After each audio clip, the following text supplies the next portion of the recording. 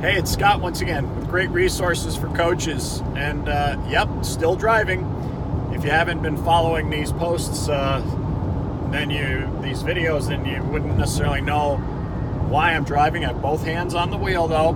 Got my tripod set up, so we're good to go. I'm on a trip down to Wyoming to speak to parents and coaches. But I want to talk today about a concept that I spoke about a little while back in both video and written post form, where I talked about, it's a follow-up to that concept, and it was the one on practice plans.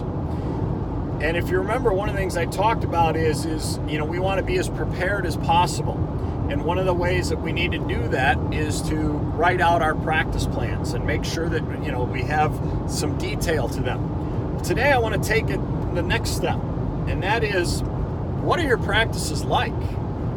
You can write out a practice plan saying what it is, what you're going to do, but the practice itself might not be very good. Just because you have it on paper doesn't mean you got a good practice there. So I want you to consider, what are you doing in your practices? Now, I get it.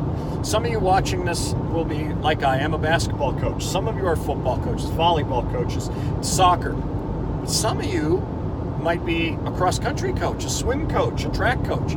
Totally different style of practices. So I get that what I might be talking about or what I'm thinking of when I'm speaking might be different than what you're thinking of. But the point is still this. How is your practice coming across? How are your athletes competing in practice? How do your kids move through a practice? It's a really important point. Spend less time talking and more time moving. It's such an important point. And if anybody needed this, it was me. In the video I did, depending upon when this comes out, last week, I was speaking about the concept of over-coaching, and I need to release my kids to the game and things like that. Well, this was one area as well.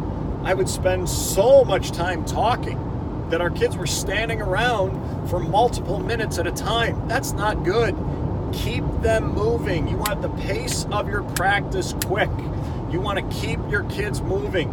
You want your lines shorter. So the more you can have happening at one time, the more kids are moving, the less standing there is. That helps in a couple ways. One, their conditioning is going to get better because they're not standing around so much. But two, mentally, they're not going to start to tune out and zone out and get bored.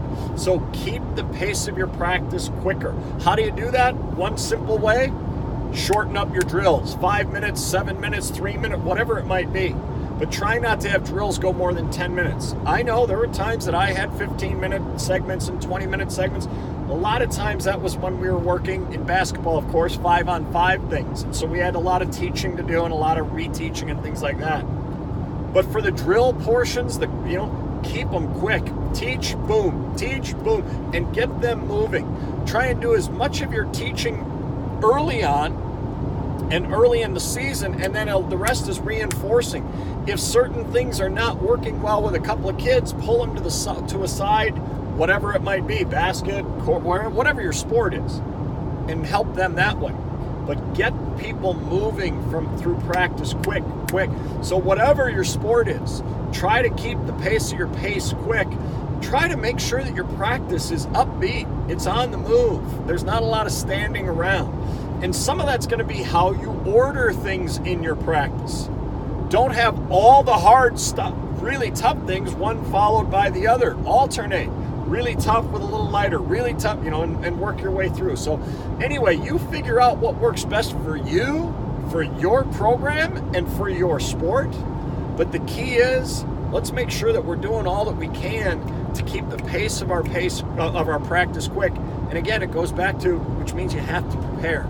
You can't just wing it, like I said in that post. So hope you like this idea. I hope you'll consider it when you're planning your next practices.